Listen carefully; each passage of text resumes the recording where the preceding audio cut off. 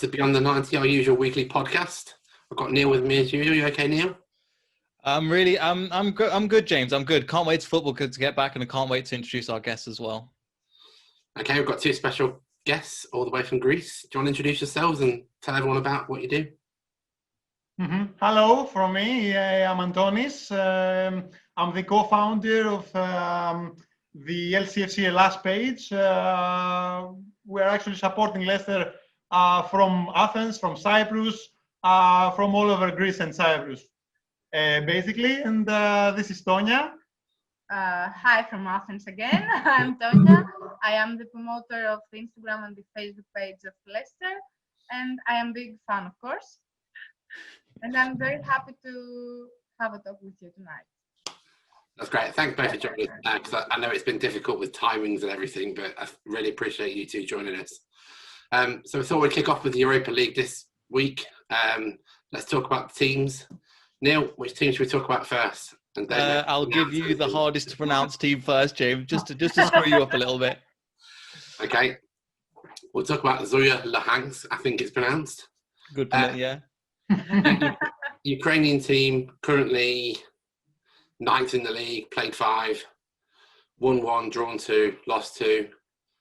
I don't really know much about them. I know Man United played them a few years ago. There was lots of trouble with the fans. I think they've had racist issues in the past over there. And I've heard that the game's not even going to be played there. It's going to be played in Donetsk, is it? Yeah, apparently there's some, they won't be played in that because they're at war with Russia, which is not a good place to really send your plane over to play football. So yeah, it's playing a couple of 100 miles away in another stadium, which is never a good sign. So it's like a away team for everybody, you know? But I think that they have some European experience from the past years. So they're usually in the UEFA or Europa League group stages every year or like a year or so. Yeah, but they are not such a strong team, right? They were from the fourth group, from the pickings. Yeah. So yeah, they've been in there a few years. I don't think they've ever got past the group stages. Mm-hmm. They've got a really low, I think they're 104 ranked UEFA team. So they're probably the lowest team in the group. I'd pretty much expect Leicester to walk all over these. This is the problem, James. You know not to say this. You know what happens every time. We should have walked over West Ham, but that doesn't. Leicester always find a way of screwing things up. But I know what you mean. This is the weakest team in the group. But I think for me, what's nice about it is that it's completely in the middle of nowhere, so everybody won't know what to expect. You know what I mean? So that's something that. It's both a good and a bad thing. From when we had a Man United fan, hopefully that podcast will be coming out soon. He was explaining about their time with the team in Ukraine as well. And they were talking about they played their full strength team and they only managed to beat them 1-0. So it's not looking too good. They said that Mkhitaryan got a goal in the last few minutes or last 10 minutes or so of the game. So I think it will be a tough ask. But I think first of all, this time next week, we've actually got them over here. In Leicester first, so we'll definitely take the home advantage first of all, because I think we're going to need it, especially with very little European experience. May I add something? Go for it. Yeah. Both of us are professional chess players. Actually, I'm not kidding. Yeah. Wow. And there are a lot of tournaments in Russia and in Ukraine, and we've been there actually. And in December, it's really the situation, the cold. There, it's nothing compared to England, and really? I think we're traveling there in mid-December, if I'm right, or early December, something like this. So it's gonna be real tough. So from the conditions, let's say. So what was your opinion of that? Obviously, since you've actually been there because obviously it won't just be a case of going to the hotel and then going to the ground for the players. It will be kind of taking in a bit of the experience of that place as well in Ukraine. Yeah, and a lot of things are actually closed during this season. Like we had a tournament, a tournament based on a hotel, and we basically never go out. Went out from we just stay inside, which we stay inside. So we appreciate it. take the bus from the airport, go to the city, go back with the bus to the airport, and then come back home and in the 30 degrees over Christmas in Athens. Like real nerds, And that must be... Study chess. Yeah, from Athens to there, just from weather conditions, that must have been like absolutely different. Because literally one of the hottest places in Europe to one of the coldest. Yeah. That's crazy. Right, so maybe let's move on to Braga. I think Braga's our second game at home again. Obviously from Portugal. I wouldn't trust UEFA's website because it says they've only got 5 players, and I don't think that's right. I mean, that's good for us. If they've got 5 players, we're through to the next round. And the good news, they're a good team, I guess. They're a good team, a good Portuguese team, and they have lots of experience, of Europa League experience. Obviously I think they've got Mateus in goal.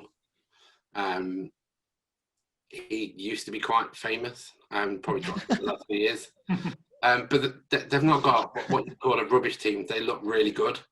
If you look down their list of players, they've got Raul Silva, centre-back, Brazilian. They've got quite a few Brazilian and Portuguese players. I think that will probably be our toughest match. Well, don't worry, because the best Portuguese players are in Wolves at the moment, so it's okay. Yeah, definitely. I think they're going to be the hardest team, but I think we're going to be okay dealing with them. It just depends on how much of the squad we actually play, because that's going to be the match, especially away from home, that we're going to really that's going to be the big test to see how well we can cope with the Premier League and with Europa League as well. So I think you've got a good point. They've got some decent players. We've not heard of too many of them, but they're playing week in, week out in the Portuguese league. It will be a hard task, but I still think this is doable. Whether we're going to finish first or second, I think will be dependent on their matches against Braga.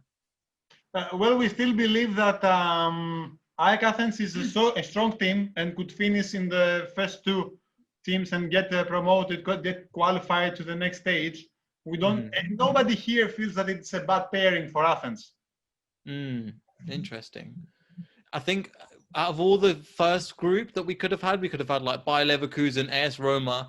I think having Braga was one of the weaker teams, which I was quite glad about. And hopefully that if you look at the way that we entered Euro when we had the Champions League, nobody really knew what to expect with us. And I'm feeling that, especially the other European teams, they kind of heard about Leicester's story, but everything's changed in 2016. So if you keep up with the team, the way we play, the philosophy, even the players, obviously Vardy and Schmeichel are still there, but the other players have changed massively. So I'm expecting them to put up a bit more of a fight, but I think they'll be still thinking we play in 2016, because if you're not keeping up with the Premier League, it can trip you up. But I think, what do you think, James? Yeah, I think you're right. I think Paulino's their striker. He's their best player. He used to play for Portugal. Don't think he gets in the Portuguese team anymore. So yeah, I think you're right. I think I'll change my prediction, and I think they'll be third in the league. They've played 3 so far, lost 2 and won 1. Their league form doesn't look that good. But they lost to a good team like Porto or Benfica. Who was it? Benfica, I think. That's kind of accepted, I think. And one of the also things lost to Rio Ave, I guess, but Rio Ave has 3 out of 3 or 2 wins and 1 draw in 3 games, something like this. But okay, every year they finish on the top 5 or top 4 of the league, so they should be a respectful side. I think they finished 3rd last season, but they came the point difference between Porto, Benfica, and then them was quite a distance away. But yeah, they're still going to be a good team. They're still going to be difficult to challenge. I think if we play our game on the counter-attack, then they probably won't know what's hit them. I don't think European teams do very well against the counter-attack. A lot of the teams in Europe that I've seen play probably a slower game than you'll see in the Premier League.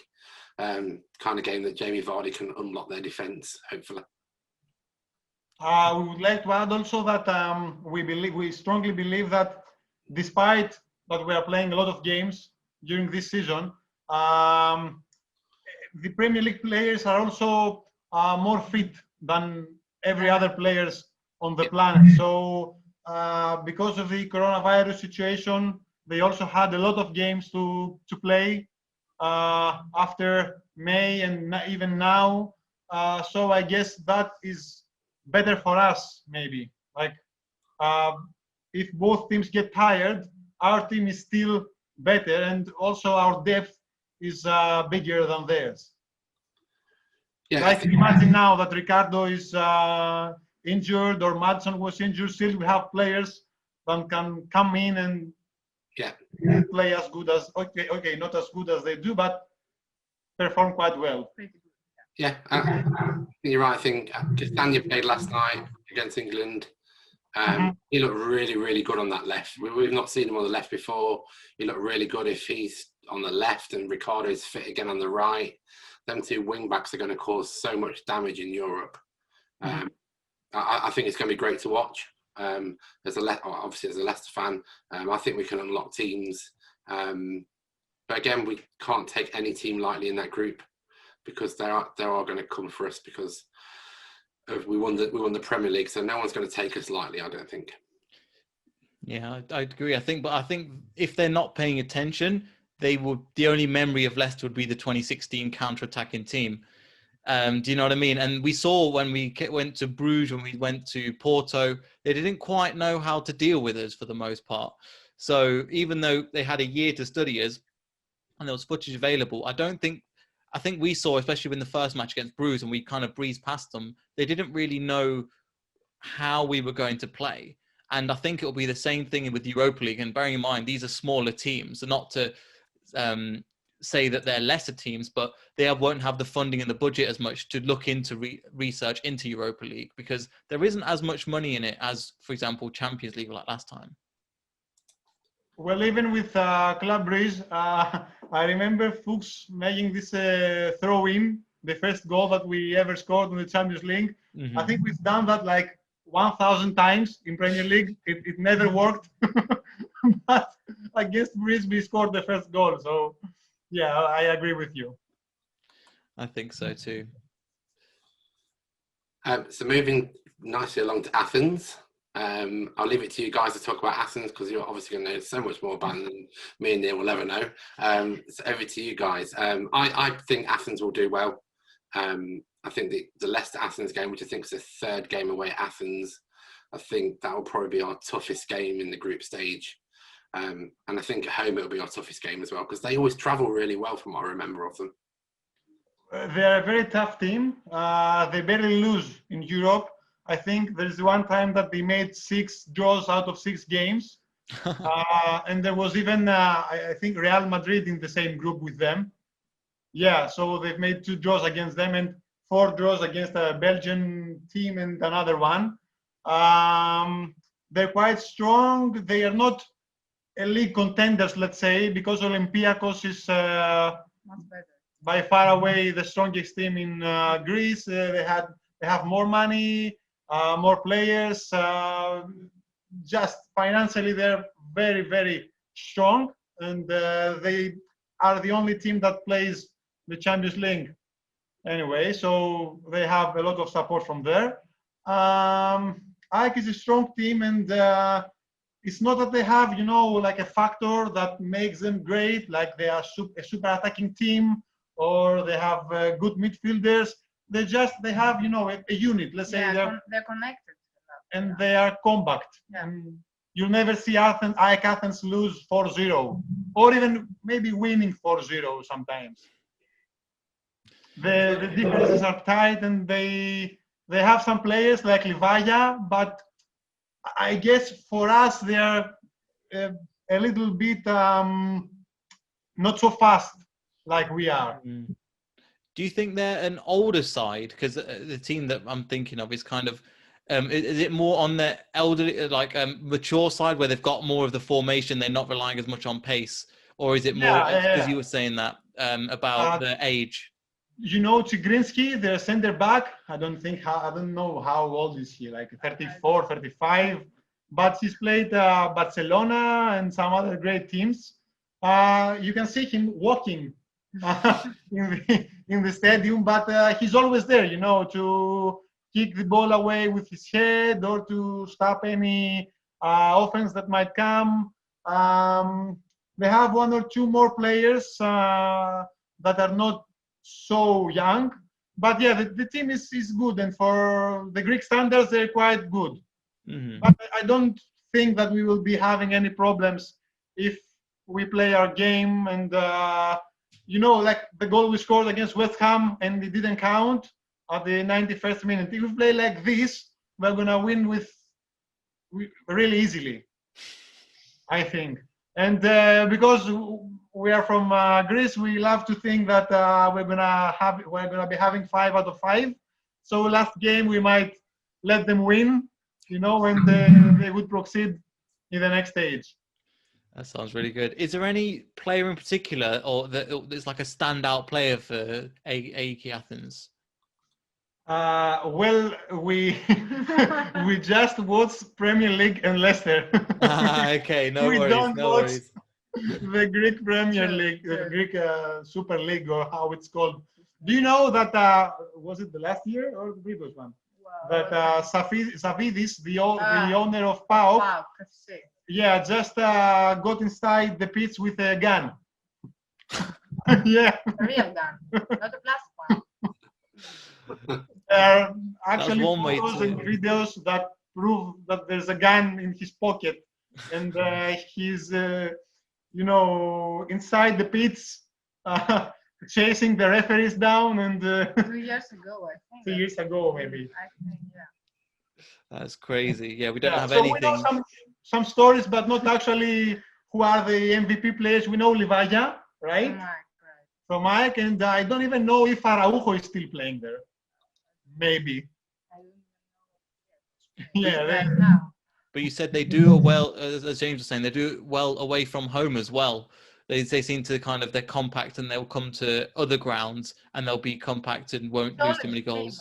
Mm-hmm. They concede difficulty, they don't concede too many goals, at least in the Greek league. So they're tough to face. So do you think that out of the 4 teams, do you think they will finish first or second? Well, Leicester should be first. Yeah, exactly. And as we said before, we think that AEK will be the second one. But James, I think you said it would be the third, or no? Well, we hope that AEK Athens will go on the next phase also, and of course, us will be the first. That sounds good. Guys, we're gonna win Europa League, so we're gonna proceed, in the next stage. If players keep falling away and getting injured, we might have 3 players left by the end of the season. I'm not. I have no. I'm sure about it. I feel. Yeah, I feel that we're gonna win it this time, and I strongly believe it. I mean, we made the final 8 of the Champions League. Come on. If you see the teams that are playing, I'm not afraid of anyone. I mean, who? Tottenham or Arsenal? They're great teams. I'm not saying that we are better than them, but we can face them, and even if it's one final, one game, we can do it. We've done things really more difficult than this. Yeah, I think you're right. I think one of my friends is a Wolves fan, and I was talking to him about the Europa League. Yeah. And he was saying they got to the semi-finals without even trying. Mm-hmm. And he said the Europa League is the one that, he said, as a Leicester fan, you'd be wanting to win. The teams are not that good. Yes, you're going to get some of the Champions League teams that lose in the early stages coming through, but they're losing for a reason. If we're playing the way we're playing, there's no reason why you can't win this league. I think at some stage there'll probably be a decision: is do you go for Europa? Yeah. Depending on how we're doing in the Premier League, because I don't think we can do both at the same time. I don't think we've got the squad depth. I wish we did. I really believe that we can, actually, because do you remember New Year first day of 2020? The game against West Ham. Yeah. Game against Newcastle. Newcastle, yeah. Yeah, but we faced City and then Liverpool. We lost 3-1 and 0-4. Okay, and then we dropped the first squad. We put them the reserves, let's say, and we won 1-3 at the West Ham Stadium. So I strongly believe that we have a team that if Brendan Rodgers has a plan and says like, Chadri, you're going to play these games, and you, Fofana, will play these games, then I strongly believe that we can make it. I'd like to have an attacker also, an extra attacker, rather than Kelechi. Yeah. But okay, what to do? And I think that's going to be the first order of business in January. When the transfer window opens, I think a striker will be coming. I think that they've already had their eye on one. They tried to get in just before deadline. I don't think they could get anyone, but I think that'll start again in January. If you can get a second striker to help Vardy out, then yeah, you're right. I don't see why we can't win as much as we can. As someone from England, I'd love us to win the FA Cup. Never won the FA Cup. And I'd love it because the glory of the FA Cup here in England is huge.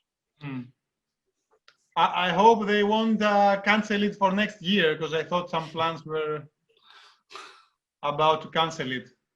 Hopefully, need to be cancelled everything else. Yeah. Hopefully, it will not be true. No. So let's look at predictions. Neil, who are your predictions for Europa group stages?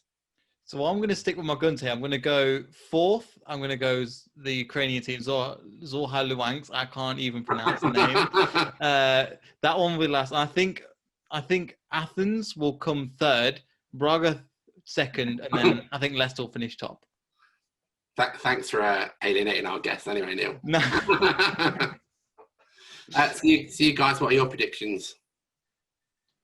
As we already told you, we think that, of course, Leicester will be the first one. Yeah. We hope and we believe that I will be the second one.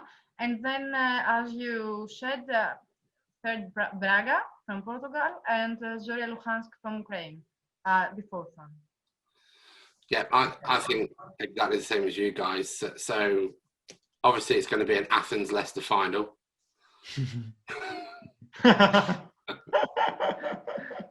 Hopefully, yes, because this final we can win it, you know. This one, we can lift the trophy. I don't really care if we get in the final, if I'm honest. If you've got to the final, I think we've got the team to beat anyone on our day. We've destroyed Arsenal on our day. We've destroyed Tottenham on our day. No, we've destroyed Man United, Man City on our day. There's no team on our day that we can't beat. We'd be better going against a bigger team that have the arrogance to go, well, we can take you on, we can beat you, because that's exactly where Leicester, if you give us the ball and go, you play like West Ham did, then we go, oh, we don't, okay, we're not too sure what to do. But if you're a bigger team like the Man City, for example, I know we're a weaker team, but they wanted to come and play, and we go, okay, you can come play, but then we'll definitely hit you at the same time, and we'll put pressure on you. And against the Man City team, under one of the best managers in the world, if we can do that, then, and the arrogance of we've got all this pressure on us on the other team to win the Europa League, I think will play right into our hands. Guys, what matters with so many games to play in 1 year, it's the hunger. And I believe that we are hungry, that we have a squad full of hungry players that want to go as further as they can in this in the Europa League. And we saw that in the game against Arsenal at the EFL Cup, that we can say that we were not that interested in that. And maybe the same will happen in the FA Cup with whoever we play. I think, yeah, to James's point, I think an FA Cup normally would be a trophy that we try and go for. But this year, I think because of the Europa and because of the players like Hamza Chowdhury and Luke Thomas and the people on the outer edges of the squad, this will be their chance to shine. And this is where they need to put in a good performance. So I'm thinking this is where they get in, because they're just on the fringes of the Premier League team. But we're going to definitely utilize them especially in the qualifying rounds, because that will be their chance to kind of show themselves what they're made of. And I agree. I think especially someone like Hamza's really hungry for this opportunity, because I think they played the second string team against Porto and they got absolutely hammered. But a lot of them, a lot of them were saying it was just we got to play and we were so excited. Like Harvey Barnes was brought back from, and he was playing. And Chilwell was also playing then. Yeah. Maybe he made his debut that day on the Champions League debut. Maybe, I'm not sure. I think all of them players made the Champions League debut. So they were. I think on the last match they lost. I think 6-1, 7-1, but they just wasn't bothered. 5-0, yeah, against Porto. It was just a nice. We went there. We enjoyed the weather. We went back home. At least had a nice day out. Hopefully, because we are going to visit Portugal again this time, it won't happen again. You know, this 5-0 thing. Let's hope not. Let's hope we destroy everyone in the Europa League and come back with a cup. Yeah, that's the attitude. Now we're talking. And it gives, at the end of the day, it gives us automatic into the Champions League. We'll be aiming for Champions League anyway, but you've also got that if you need it. But we're going to get in the Champions League automatic anyway, and then we're going to win the Europa. And then next year we'll just challenge the Champions League as best. Yeah, something like that. Yeah. So where do you guys think that we'll end up finishing in the Premier League? Because at the beginning of the season, me, James, Alex as well, we weren't too confident because of what happened last season. We kind of missed out on Champions League football. Mm-hmm. We would not so certain. We thought it was going to continue, and it's been obviously with the West Ham game, it's slightly different. But with the games, we've been scoring loads of goals and really doing well. So where do you think that we're going to finish in the Premier League? I'm really. I have a strong fear that we won't make it to the top 4, and that's actually based on Everton's performance, not just in the first 4 games, but with Carlo Ancelotti on the wheel. And this guy, James, is absolutely amazing. And I strongly believe that they're going to finish on the top 4.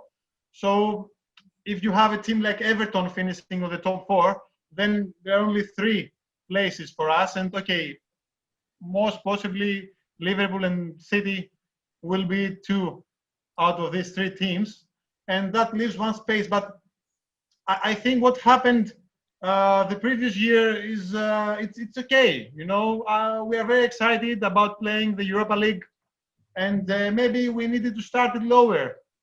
We are building the team. The team is going very, very good.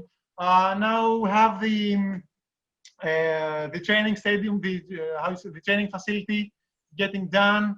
You see a lot of young players with not so many experience for games. So yeah, I think it's okay. We are progressing, and yeah, by winning the Europa League or even by reaching the semi-finals, maybe it will be a nice experience. And I don't see a way that we don't finish in top 7 this year.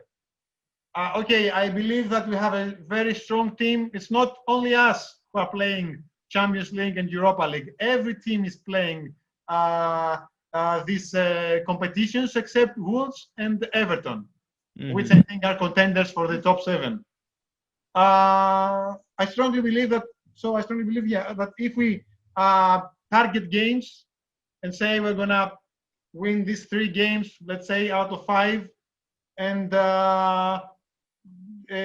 our goals and achieve our goals, then we're gonna be having no problem to reach a top 7 spot. Sounds good to me. I think our predictions were outside that, James, but they've slightly changed, haven't they? Yeah, so for me, it's 4-4 5th after the first few games. Everton have done some amazing business and are playing really well. Someone told me a great stat this morning about James Rodriguez. If you look at all the Instagram followers of the top 6 teams, it's still not the same as what he's got, because he's got 45 million followers. Is that the entire Colombia then, pretty much, following this team? I don't know. It's like if you add all the top 6 teams or all their Instagram followers, it's still nowhere near what he's got. It's just one of them things that made me laugh. But going forward, I think 4-4 5th. Yes, Everton have done great business. Villa look like they've done some good business. They're starting to play well. But my thing is yes, they've both done great business. Man City, not firing. Man United, not firing. Liverpool got 7 put past them. Could be a blip, I don't know. Arsenal, not really firing. Spurs, it's okay. Spurs seem to do well one week. I don't think they're consistent enough at the minute. So yes, I think, yes, we've done great. Us, Everton, and Villa are doing quite well. But I don't think the top six, the big six, are not doing as well as they thought they were going to do. So I think 4th or 5th for us. It's so nice to see the top 6 not doing well, because every year that we've watched them, it's been they're the top people, then they just stay around there, and it's really opened up the league for sure. These smaller teams are obviously you've got Fulham and West Brom that are not doing too well at the moment, but the other teams that are going right, if Aston Villa can put 7 past Liverpool, you think about what the confidence that does for a Burnley or like a Brighton, they can have a go and they go, right, we can really play these teams. So that's one thing I didn't want this league to be, which I thought it would be towards the beginning of the season, was it would be the top 6 with all the money running away with it. But they haven't invested as much and they haven't really put as much time in. So teams like Everton and even Aston Villa seem to be decent enough going forward. So I am excited to see what happens, but I'm so glad it's just not the traditional top 6 again and again and again. It's been broken now and it's obvious.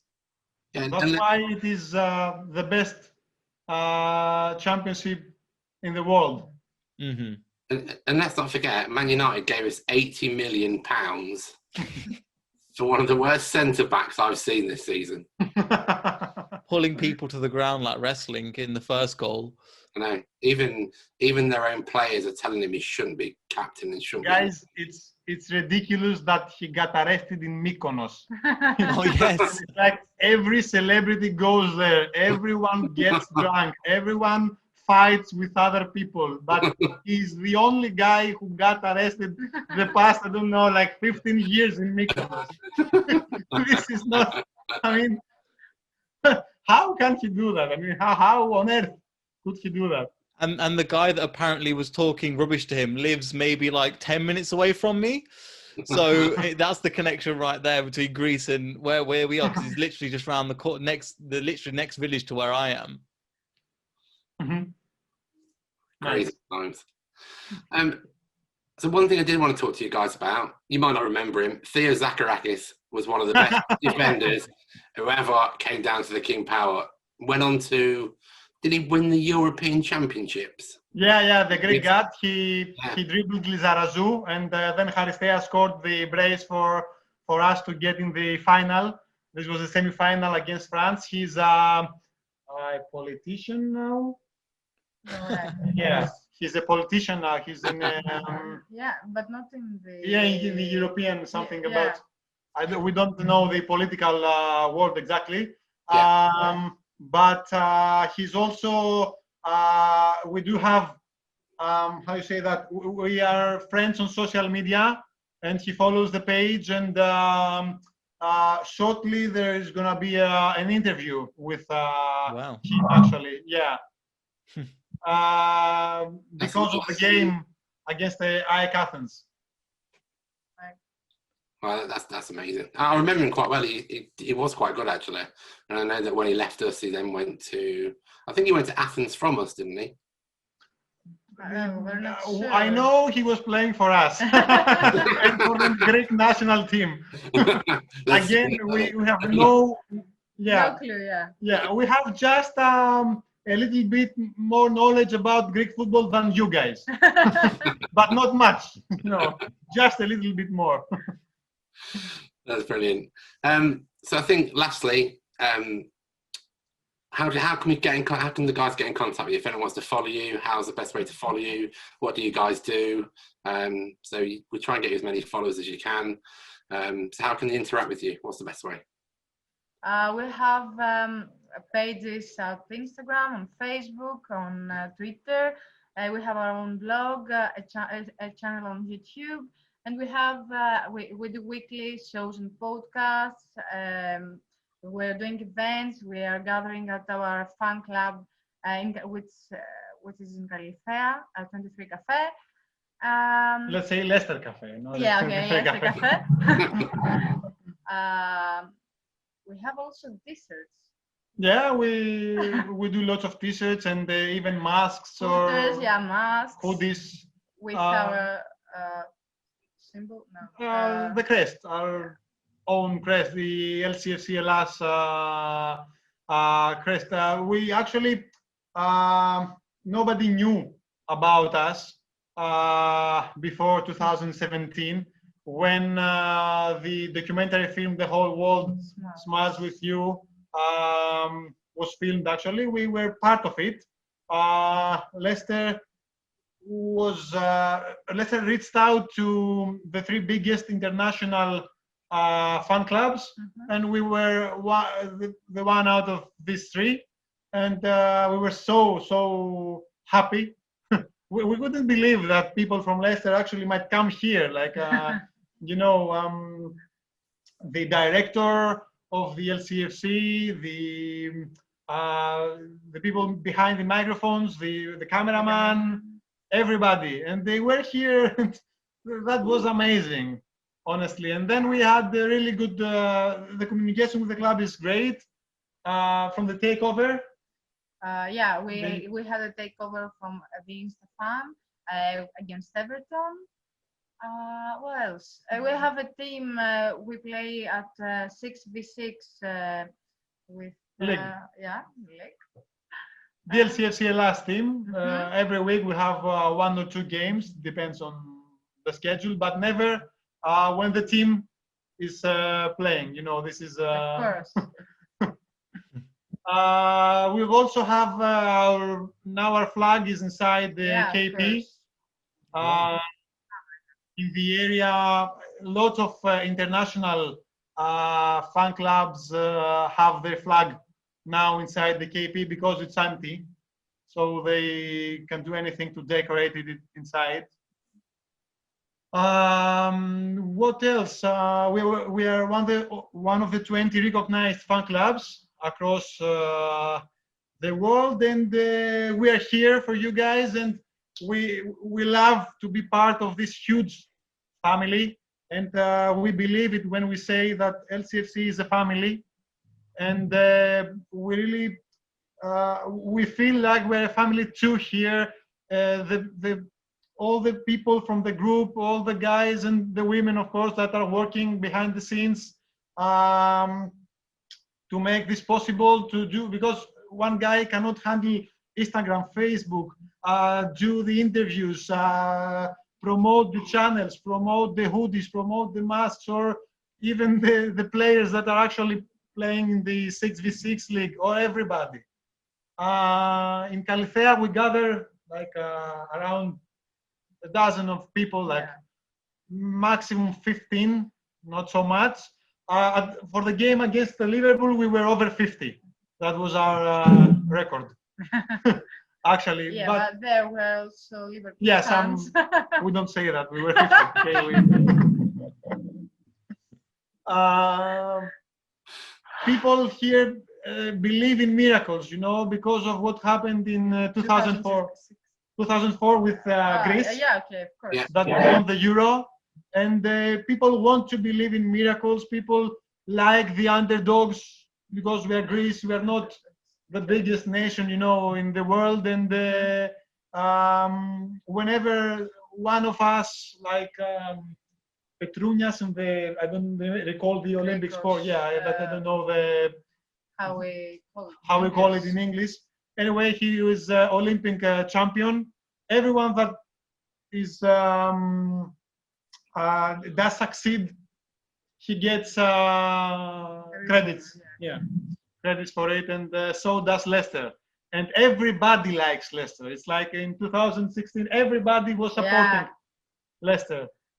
In the coffee shops, you could see people not knowing anything about us, not even one player, but they were celebrating the goals with us. They were cheering. And even well-known singers, and that's wow for Greece. We're a very small country, so it's great. We're a family. I think it's great. I think it's great that we're all a family, and it works so well. The year we won the league, the family just grew and grew. I mean, even English fans got towards the latter stages, and they wanted us to win the league. And here, a lot of parts of the UK, Man United tops everywhere. The big six are everywhere. But for the first time, we were getting recognised, and people with Vardy on the back of the shirts were getting recognised all around the world. And I just thought it was completely amazing that we're not the biggest club in the world. We won the league, but now everybody knows who we are. Everybody wants to be part of the family because they know how our owners treat the fans as a family. And that family just grows and grows worldwide. We speak to US Foxes, Canada Foxes, you guys, and everyone says the same thing. It's so great to be part of this family that just keeps growing and growing. And we've made so many friends through the club. It's just unreal. Before 2016, when we were attending games, people looked us like strangers, you know. Actually, he was attending, and then we were all friends, and then we were all attending, and we were supporting Leicester, and it was great. They were looking at us like strangers, like what on earth is he doing here? Why is he from Athens and he's here on the ground? And they were giving us gifts or making us feel that we belong there, actually. And that is, you know, inside our hearts, and it is a unique feeling. And I think it's the force that drives us towards what we are doing every day. And it's the source that we get the power from it. That's really good. Anyway.